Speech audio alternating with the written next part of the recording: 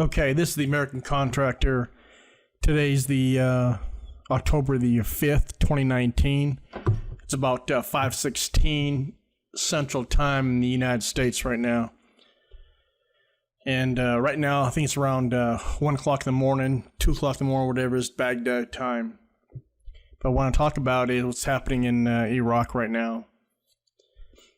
There's a lot of protests going on. It started 4 days ago, back on Tuesday. But I want to go back prior to that when the Iraqi government, the Prime Minister of Iraq, Mr. al-Mahdi, he sacked an army general from the the counterterrorism force, which the U.S. Army trained for the last, probably since the beginning, probably 2005, I have to guess. And he sacked, the Prime Minister of Iraq has sacked that general, army general. It's probably one of the worst things he could have done because he was a popular general. He was a Shia general, and he was very well respected in all the communities and all the religious sects. And you know, the Iraqi people didn't like that at all. So now you have all these protests going on right now. They want to protest the lack of electricity, lack of basic services, lack of employment. They can't have jobs. Iraq, imagine this. You're the fourth largest oil producer in the world, and you have 20% unemployment. You have 40 million people. 70% of your population is 30 years old or younger, and you still cannot get your stuff together, being the fourth largest oil reserves in the world. And it's been since 2003, the Iraq invasion. Yeah, we made some mistakes, but they got to get it together. And right now we got this article from the Middle East Eye. Iraq Shia leader Muqtada al-Sadr calls on government to step down. Prominent Iraq cleric says new elections must be held to prevent further bloodshed amid widespread anti-government protests. Now, the Iraqi protesters, saying right now that they're not going to give up. They're not going to stop. They're going to keep going. Prominent Shia cleric Muqtada al-Sadr called on the Iraqi government to step down amid widespread popular protests that have left dozens of people dead across the country. In a statement on Friday, Sadr said that to avoid further bloodshed, the government should resign and early elections should be held under international supervision. He means business. I mean, he means this, Muqtada al-Sadr. He controls 55 seats in the Iraqi parliament, so if he wants the government should resign, I'm telling you, they're going to resign, and they're going to have early elections. Now, you have the provincial elections. They're going to happen April 1st of next year, April 1st, 2020. There are over 200 political parties that are associated with that. Let's continue on with this article here.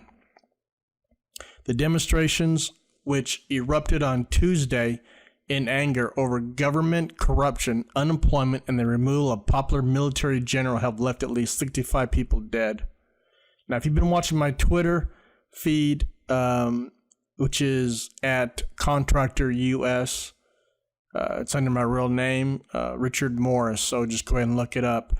Sadr has a big popular following, as does another top Iraq Shia leader, Grand Ayatollah Ali Sistani, who also came out and supported the protesters on Friday. Like I said, people, they're not going to stop. The Iraqi people are fed up with what's going on, and they want to change. They're tired of living on, $2 to $6 a day. Probably not even that. Considering the economic sanctions and what's going on in Iraq right now. But let's look at another article. All right, this is the Iraqi cleric Muqtada al-Sadr. He wants the government to, as his quote here is, government should resign and early elections should be held under the international supervision. And what he means by that is the United Nations. Let's look at another article. fucking computer can cooperate with me. Okay, Iraqi Sunni coalition suspends parliament activities. Alliance shows support to demand of protesters calling for end to corruption. Now, this is the Middle Eastern website. The largest Sunni bloc in the Iraqi parliament on Friday suspended its activities amid ongoing mass protests in the country, which compromises 17 lawmakers, right? So the move was to stand in solidarity with the people demanding an end to the corruption. The Sunni Alliance called for a serious investigation into how parliamentary committees are formed, nominate the chairpersons, and pass a large number of laws without regard to transparency. Earlier on Friday, the Shia parliamentary bloc, Sarun, which is Muqtada al-Sadr's political party, the influential Iraqi Shia cleric, also announced suspension of its parliamentary activities in support of the ongoing protests. Protesters have demanded improvement in living conditions and an end to the corruption. Security forces have reportedly opened fire on protesters to disperse them, causing mass casualties, with 42 people killed so far. But according to different news sources, over 100 people have been killed in this protest, over 2,000 wounded, and it's just going to get worse from here. Once your government starts using deadly force, small arms fire, whatever,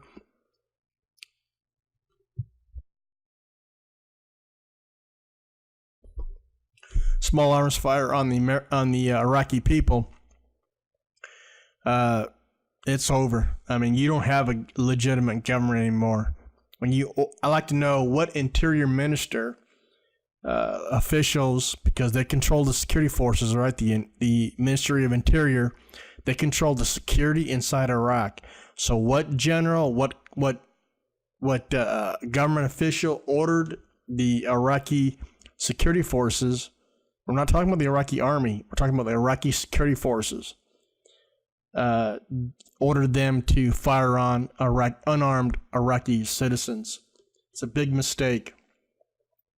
So we're going to see what happens, but we had some gurus earlier today, that's why I had prompted me to create this video, is because you had some gurus talking about al-Mahdi's going to resign, and they're protecting the green zone.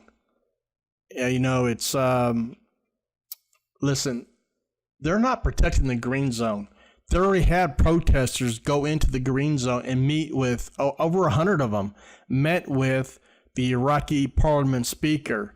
And they basically said to him, hey, when this is all over with, we're coming for you. We're going to arrest you. In fact, I think the quote was, you're the first person we're going to arrest.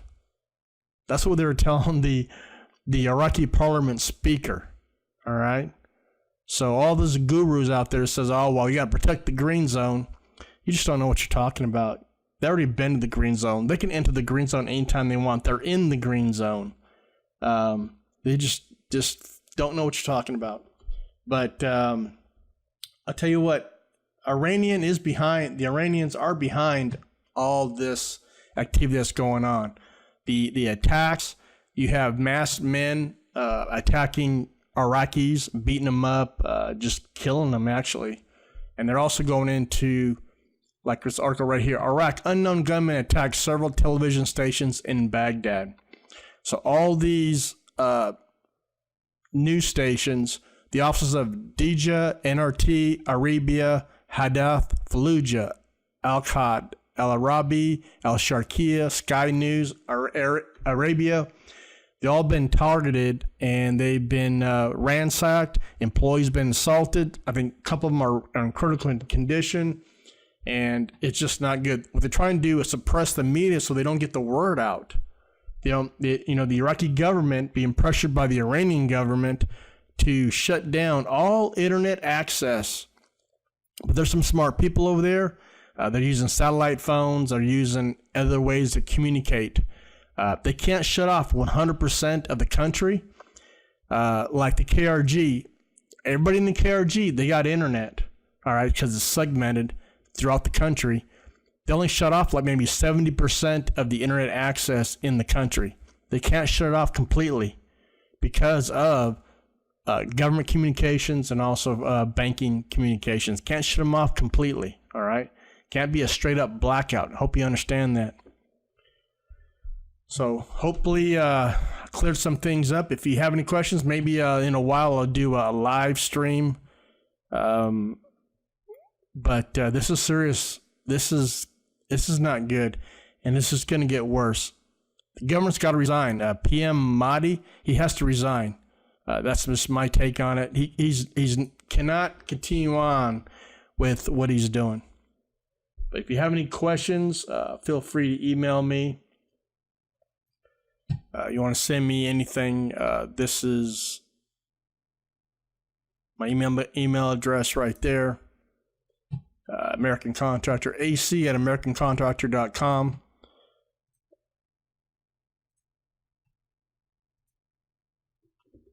It's my email address. I think my Twitter, if you want to follow me on there, it's Contractor US. Oops.